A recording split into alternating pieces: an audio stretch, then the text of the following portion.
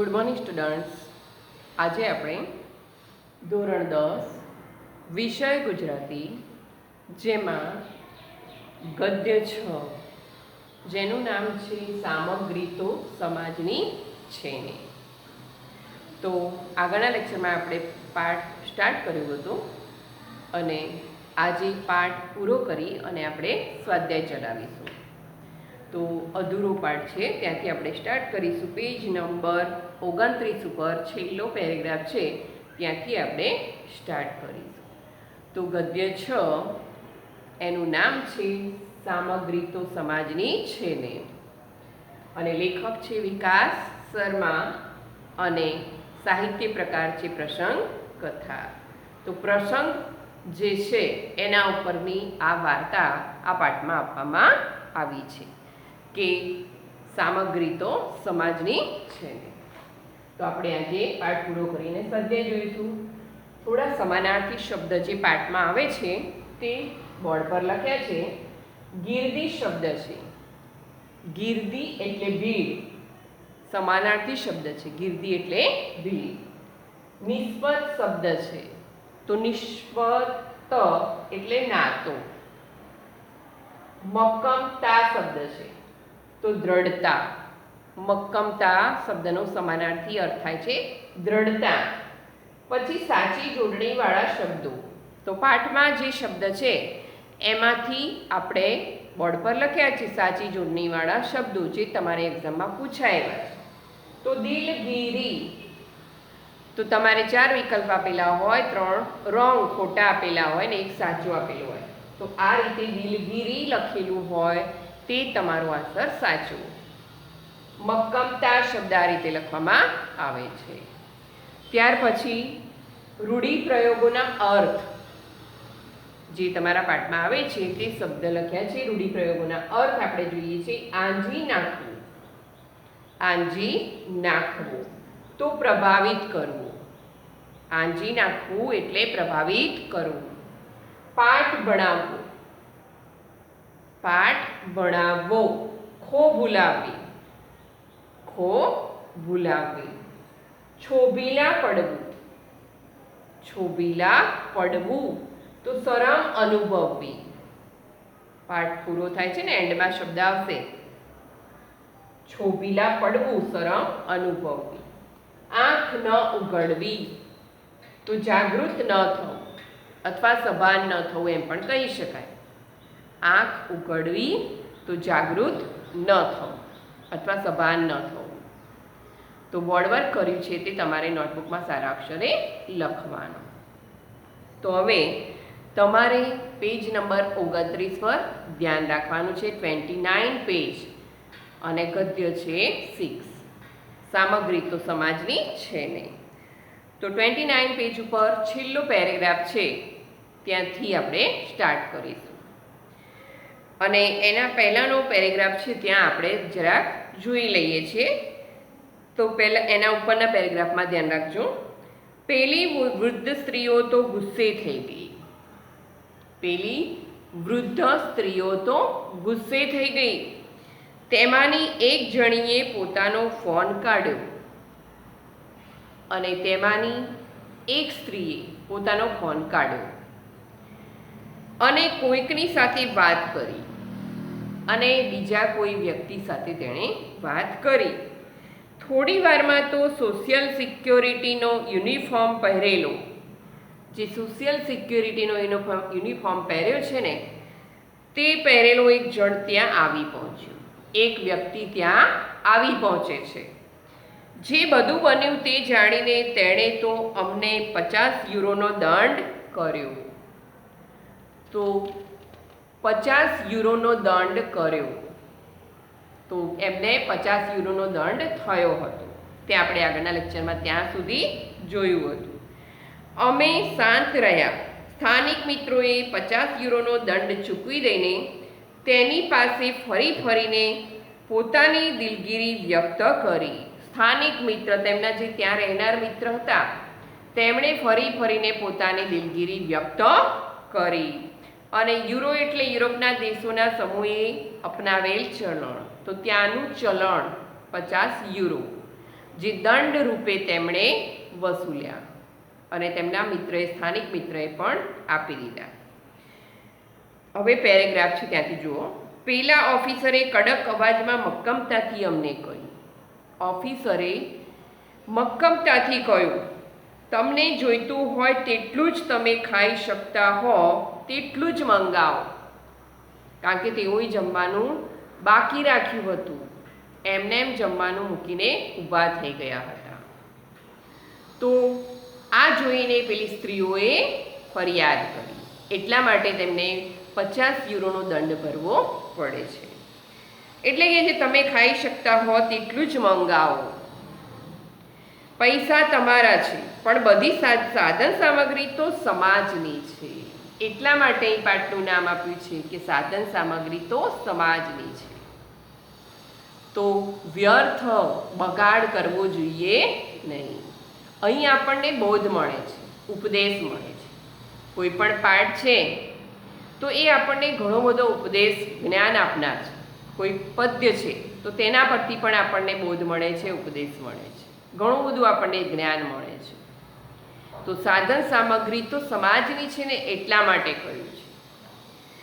પૈસા તમારા છે પણ બધી સાધન સામગ્રી તો સમાજની છે. દુનિયામાં હજી એવા ઘણા લોકો છે જે આ બધી સાધન સામગ્રીના તીવ્ર અભાવથી, દુનિયામાં ઘણા માણસો છે અને એટલે જ કે છે આ બધી સાધન સામગ્રીના તીવ્ર અભાવથી પીડાય છે. સાધન સામગ્રીના અભાવને લીધે, ખૂબ જ અભાવ છે સાધન સામગ્રીનો, અને એને લીધે લોકો પીડાય છે, રીબાય છે, દુઃખી થાય છે. માટે આ સાધન સામગ્રીનો જરીકે બગાડ કરવાનો તમને કોઈ હક નથી. અને માટે જ આ સાધન સામગ્રીનો બગાડ કરવાનો તમને કોઈ હક નથી. કારણ કે આ સાધન સામગ્રી સમાજની છે એટલે તમને એને બગાડવાનો કોઈ અધિકાર નથી. તો તમારે આ વાક્ય નીચે અંડરલાઈન કરવાની છે. સાધન સામગ્રીનો જરીકે બગાડ કરવાનો તમને કોઈ હક નથી. ત્યાર પછી પેજ નંબર 30 ઉપર જુઓ. અમે છોભીલા પડી ગયા. અમે છોભીલા પડી ગયા એટલે કે શરમ અનુભવવા લાગ્યા. આપણે રૂઢિપ્રયોગનો અર્થ લખ્યો છે ને, બોર્ડ પર લખ્યો છે. તો છોભીલા પડી જવું એટલે શરમ અનુભવવી. અમને એમની વાત તદ્દન સાચી લાગી. એમને વાત સાચી લાગી. આવા ધનવાન દેશના લોકોનું આવું માનસ, શું કહે છે, આવા ધનવાન દેશના લોકોનું આવું માનસ જોઈ અમને અમારી જાત ઉપર શરમ ઉપજી. આટલા બધા ધનાઢ્ય માણસો હોય અને જો આવું વિચારતા હોય તો કહે છે કે અમને તો શરમ જ લાગે ને. તો એમણે ભોજનમાં બધું જ જમવાનું જમ્યા નહીં અને થાળીમાં બધું મૂકીને ઊભા થઈ ગયા. એટલે આજે દંડ વસૂલાત કરવો પડ્યો, દંડ આપવો પડ્યો, એ એમને ગમ્યું નહીં. એટલે કે છે આ ધનાઢ્ય દેશ છે, બધા ધનવાન છે, અને જો આવું વિચારતા હોય, આવું માનતા હોય તો પછી એમને તો શરમ જ આવે ને. એટલે કે છે અમને અમારી જાત ઉપર શરમ ઉપજી, શરમ આવી. ખરેખર આપણે આવી બાબતનો ગંભીરતાથી વિચાર કરવો જોઈએ અને ખરેખર આપણે આ બાબતને ધ્યાનમાં લેવી જોઈએ, ગંભીરતાથી ધ્યાનમાં લેવી જોઈએ. આપણે તો ધનવાન નહીં એવા દેશના નાગરિકો છીએ અને આપણે ધનવાન નહીં એવા દેશના નાગરિકો છીએ. આપણે તો આવી રીતના અભાવથી પીડાતા લોકોને નજરો નજર જોઈએ છીએ અને આપણે તો આપણા દેશમાં ગરીબ વ્યક્તિઓને પણ નજરો નજર જોઈએ છીએ કે જેને ભોજન માટે પણ ફાંફા મારવા પડે છે. એટલે કે છે આવી રીતના અભાવથી પીડાતા લોકોને નજરો નજર જોઈએ છીએ છતાં આપણી આંખ ઉઘડતી નથી. આટલું બધું ભોજન બાકી રાખ્યું એની જગ્યાએ કોઈ ભૂખ્યા વ્યક્તિને એ આપ્યું હોય તો કેટલું સારું. એટલે કહે છે કે નજરો નજર જોઈએ છીએ ને છતાં આપણી આંખ ઉઘડતી નથી. આપણે સભાન નથી થતા, આપણે જાગૃત નથી થતા. ખોરાકની ચીજ વસ્તુઓનો પણ આપણે કેટલો બેફામ બગાડ કરીએ છીએ. જે જમવા માટેની ચીજ વસ્તુ છે ને એ બધાનો આપણે બેફામ બગાડ કરીએ છીએ. છેલ્લો પેરેગ્રાફ છે. આ ઘટનાએ અમને બરાબર પાઠ ભણાવ્યો. તો બરાબર પાઠ ભણી ગયા, ખો ભૂલાવી દીધી. તો આ ઘટનાએ અમને બરાબર પાઠ ભણાવ્યો, અમને અમારી ખોટી આદતો અને અમને અમારી ખોટી આદતો સુધારવાનો બોધપાઠ આપ્યો. તો આ પાઠ આપણને બોધપાઠ આપે છે કે આવી ખોટી આદત રાખવી જોઈએ નહીં. આપણે ઘરે જમીએ છીએ તો જમવાનું થાળીમાં ભરી અને મૂકી રાખીએ છીએ, એ ફેંકી દઈએ છીએ? ના. તો અનાજનો બગાડ કરવો જોઈએ નહીં. આ બોધપાઠ આપણને મળે છે. કારણ કે સામગ્રી તો સમાજની છે. ક્યાંય જમવા ગયા હોઈએ કોઈના ઘરે તો ત્યાં પણ આપણે જોઈએ તેટલું જ ભોજન થાળીમાં લેવું જોઈએ. પીરસનાર વ્યક્તિ જ્યારે થાળીમાં પીરસે છે ને ત્યારે આપણા પેટમાં જે ભૂખ છે એ પ્રમાણે આપણે ભોજન લઈએ છીએ. અને એ પતી જાય પછી બીજી વાર લેવું હોય ને તો પણ આપણે લઈ શકીએ છીએ. તો પહેલેથી જ થાળીમાં બધું બાકી રાખીને ઊભા થઈ જઈએ એ ખોટી આદત છે. તો આપણને આ બોધપાઠ મળે છે. તો આ ઘટનાને અમને બરાબર પાઠ ભણાવ્યો, અમને અમારી ખોટી આદતો સુધારવાનો બોધપાઠ આપ્યો. અમને દંડ ભર્યાની જે ટિકિટ મળેલી, દંડ ભર્યો, 50 યુરોનો દંડ ભર્યો, તો એ બદલ ટિકિટ મળી. તો ટિકિટ મળેલી તેની ફોટોસ્ટેટ નકલ કરીને અમે દરેકે એક યાદગીરી રૂપે એની નકલ બનાવી અને એક યાદગીરી રૂપે અમારી પાસે લઈ લીધી. એમણે પોતાની પાસે લઈ લીધી. અમે તે અમારા ઓરડાની દિવાલ ઉપર ચોંટાડીને રાખી છે. અને લેખકે પોતાની જે ઓરડાની દિવાલ છે એ દિવાલ ઉપર ચોંટાડીને રાખી છે. અમને કાયમ ઢંઢોળવા કે કોઈએ ક્યારેય કસાનોએ બગાડ કરવો નહીં. ઢંઢોળવા એમને યાદ કરવા, યાદ અપાવવા માટે. એટલે કે જે કાયમ અમને યાદ અપાવવા માટે કોઈએ ક્યારેય કસાનોએ બગાડ કરવો નહીં એ અમને યાદ કરાવે છે. એટલા માટે એમણે ઓરડાની દિવાલ ઉપર એ ટિકિટ ચોંટાડી દીધી છે, લગાવી દીધી છે. તો આ પાઠ ભૂમિપુત્રમાંથી લેવામાં આવ્યો છે. બહુ સરસ મજાનો પાઠ છે.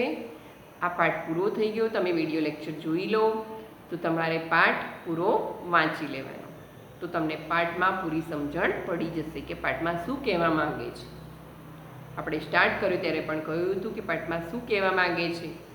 સામગ્રી તો સમાજની, સાધન સામગ્રી તો સમાજની, એટલે કે બધાનો અધિકાર છે, એને બગાડ કરવો જોઈએ નહીં. આપણને આ બોધપાઠ મળે છે એટલે પાઠ સુંદર છે. તો હવે આપણે સ્વાધ્યાય જોઈએ છીએ. નીચેના પ્રશ્નો સાથે આપેલા વિકલ્પોમાંથી સાચો વિકલ્પ પસંદ કરી ખરાની નિશાની કરો. તો હવે એમાં 2 વિકલ્પ આપે છે તે જોઈએ છે. હોટેલમાં યુવાન દંપતી ભોજન કેટલું મંગાવતા હતા? હોટલમાં યુવાન દંપતી ભોજન કેટલું મંગાવતા હતા? તો તેનો જવાબ આપણે જોઈએ. વિકલ્પ પહેલાં જોઈ લઈએ તો કયો જવાબ સાચો છે ખબર પડી જશે. જથ્થાબંધ, વધારે પડતું, જરૂર પૂરતું કે વારંવાર મંગાવતું હતું? તો આપણને ખબર છે કે જરૂર પૂરતું ભોજન મંગાવતા હતા. કારણ કે લેખકે જમવાનું થાળીમાં રહેવા દીધું એટલે એમણે ફરિયાદ કરી હતી. તો અહીંયા હોટેલમાં યુવાન દંપતી ભોજન કેટલું મંગાવતા હતા? તો જરૂર પૂરતું મંગાવતા હતા. પહેલાં મંગાવે તે પતી જાય પછી બીજું મંગાવતા હતા, જેથી કરીને બગાડ થાય નહીં. તો જરૂર પૂરતું મંગાવતા હતા. બીજો ક્વેશ્ચન છે, ભારતીયોએ ખોરાક છાંટવા માટે શરમ કેમ ન અનુભવી? ભારતીયોએ ખોરાક છાંટવા માટે કેમ શરમ ન અનુભવી? તો પહેલું છે તેઓ ભારતીય હતા. બીજું બધા પુરુષો હતા.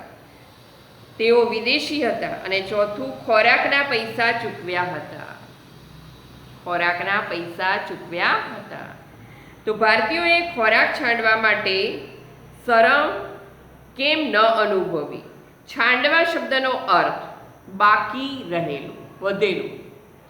તો બાકી વધ્યું હતું તે માટે શરમ કેમ ન અનુભવી? તો એનો આન્સર છે ખોરાકના પૈસા ચૂકવ્યા હતા. તો ભારતીય લોકો એવું કહેતા હતા કે અમે ખોરાકના પૈસા ચૂકવ્યા છે. તો પૈસા તો ભલે ને તમારા, પણ સાધન સામગ્રી તો સમાજની છે ને, એટલે ખોરાક બાકી રખાય નહીં. તો એટલા માટે એમણે 50 યુરોનો દંડ ભર્યો. તેથી તેમણે શરમ અનુભવી. એટલા માટે જવાબ આવશે ખોરાકના પૈસા ચૂકવ્યા હતા. એક એક વાક્યમાં ઉત્તર આપો. વિદેશીઓ માટે લેખકને શું ખ્યાલ હતો? વિદેશીઓ માટે લેખકના મગજમાં, લેખક વિકાસ શર્માના મગજમાં શું વિચાર હતો? તો વિદેશીઓ માટે લેખકને ખ્યાલ હતો કે વિદેશીઓ ઘણું મોજ શોખવાળું અને વૈભવશાળી જીવન જીવતા હશે. વિદેશીઓ મોજ શોખવાળું અને વૈભવશાળી જીવન જીવતા હશે તેવો લેખક વિકાસ શર્માને ખ્યાલ હતો. વૃદ્ધ સ્ત્રીઓની ડીશમાં વેઇટર કેટલું પીરસતો હતો? તો વૃદ્ધ સ્ત્રીઓની ડીશમાં વેઇટર જરૂર પૂરતું પીરસતો હતો. વિકલ્પમાં આવી ગયું ને? તો વૃદ્ધ સ્ત્રીઓની ડીશમાં વેઇટર કેટલું પીરસતો હતો? તો જરૂર પૂરતું પીરસતો હતો. ત્યાર પછી ક્વેશ્ચન છે, નીચેના પ્રશ્નોના 2-3 વાક્યમાં ઉત્તર લખો. તો પહેલો ક્વેશ્ચન છે, વૃદ્ધ સ્ત્રીઓએ ખોરાક છાંડનાર માટે શું કર્યું? વૃદ્ધ સ્ત્રીઓએ ખોરાક છાંડનાર માટે શું કર્યું? તો વૃદ્ધ સ્ત્રીઓએ ખોરાક છાંડનારને પાઠ ભણાવવા માટે, છાંડનાર એટલે ખોરાક બાકી રાખનાર, થાળીમાં લેખક અને તેમના મિત્રએ ખોરાક એટલે કે ભોજન બાકી રાખ્યું હતું.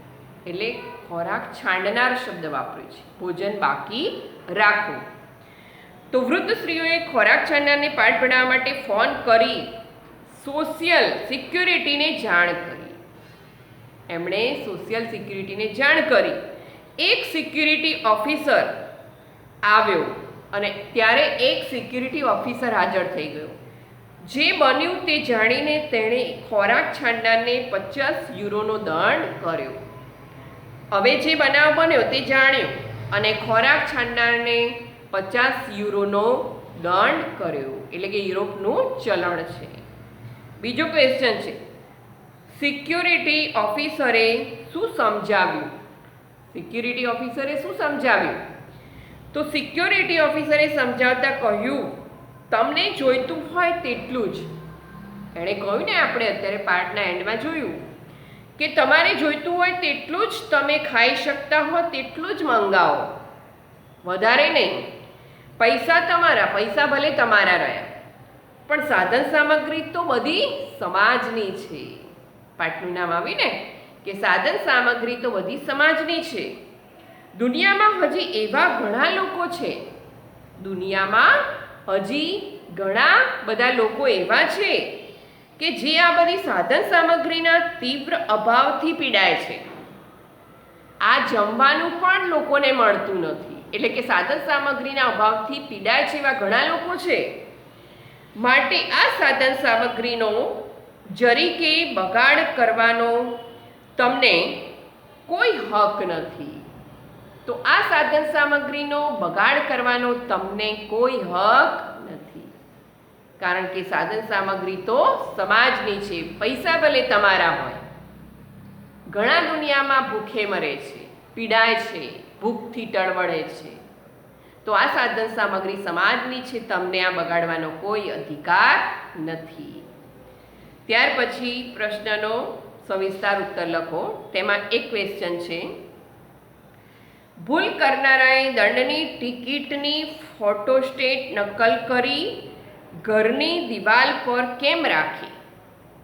ભૂલ કરનારાએ જે ટિકિટ છે એની ફોટોસ્ટેટ નકલ કરીને ઘરની દિવાલ પર કેમ રાખી? તેનો આન્સર આપણે જોઈએ છીએ. ભૂલ કરનારાએ જર્મનીના હેમ્બર્ગના એક રેસ્ટોરાંમાં એક પાર્ટી ગોઠવી હતી। રેસ્ટોરાંમાં ગીર્દી નહીં હોવાથી ખાણું જટ આવ્યું। ગળદી ન હતી, ભીડ ન હતી, ગીર્દી એટલે ભીડ, એટલે કે છે જમવાનું ઝડપથી આવી ગયું અને તેઓએ બીજા કામો હોવાથી ખાણું જટ પતાવ્યું અને બીજા કામ હતા એટલે એમણે જમવાનું જમી લીધું ઝડપથી। તેઓએ મંગાવેલા ભોજનમાંથી ત્રીજા ભાગનું ભોજન તેઓની ડીશોમાં છાંડેલું હતું। મંગાવ્યું ને એમાંથી ત્રીજા ભાગનું ભોજન તેમણે થાળીમાં જ રહેવા દીધું હતું, બાકી છોડ્યું હતું। છાંડેલું એટલે બાકી રાખ્યું હતું। હેમ્બર્ગની કેટલીક સ્ત્રીઓ, વૃદ્ધ સ્ત્રીઓએ આ જોયું, તેઓને આ ન ગમ્યું। તેઓએ આ બાબતે ધ્યાન દોરતા ભૂલ કરનારા મિત્રોએ એમને કહી દીધું। તો ભૂલ કરનારા મિત્રોએ એમને કીધું, અમે જે મંગાવેલું તેના પૂરેપૂરા પૈસા અમે ચૂકવી દીધા છે। અને ભૂલ કરનાર છે તેમણે કહ્યું કે અમે જે મંગાવ્યું ને તેના પૈસા અમે ચૂકવી દીધા છે। અમે કેટલું ખાધું અને કેટલું છાંડ્યું તેની તમારે શી નિસ્બત? તમારે શું નાતો કે છે કે અમે કેટલું ખાધું અને કેટલું થાળીમાં રહેવા દીધું, તમારે શું નાતો એનાથી? પેરેગ્રાફ પડીને આપણે લખીએ કે પેલી વૃદ્ધ સ્ત્રીઓમાંની એકે ફોન કરી સોશિયલ સિક્યુરિટીને બોલાવે છે। જે બન્યું તે જાણીને તેણે ભૂલ કરનારાઓને 50 યુરોનો દંડ કર્યો। જે બની ગયું તે જાણ્યું અને ભૂલ કરનારાઓને 50 યુરોનો દંડ કર્યો અને કડક અવાજે કહ્યું, તમને જોઈતું હોય તેટલું જ તમે ખાઈ શકતા હો તેટલું જ તમે મંગાવો। તમારે જેટલું ખાવું હોય તેટલું તમારે ભોજન મંગાવવું જોઈએ। પૈસા તમારા છે, પૈસા ભલે તમારા રહ્યા, પરંતુ સાધન સામગ્રી તો સમાજની છે। જરેકે બગાડ કરવાનો તમને અધિકાર નથી, હક નથી। સાધન સામગ્રીનો બગાડ કરવાનો તમને હક નથી, કારણ કે ઘણા લોકો એનાથી પીડાય છે, ભૂખથી પીડાય છે, એટલે આ અન્નનો બગાડ કરવો જોઈએ નહીં।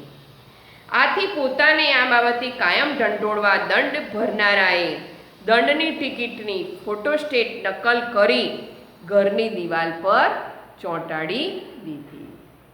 તો આ બોધપાઠ મળ્યો, જે ભૂલ કરી છે લેખક અને એમના મિત્રે, એના પરથી એમને બોધપાઠ મળ્યો, ઉપદેશ મળ્યો, અને એ બોધપાઠ ઉપદેશ યાદ રહે એટલા માટે એમણે જે તેમને દંડ કર્યો છે એની ટિકિટ પણ આપવામાં આવે છે, તો એ ટિકિટની ફોટોસ્ટેટ નકલ તેમણે પોતાના ઘરના ઓરડાની દિવાલ પર ચોંટાડી દીધી, જેથી તેમને યાદ રહે કે અનાજનો બગાડ કરવો જોઈએ નહીં।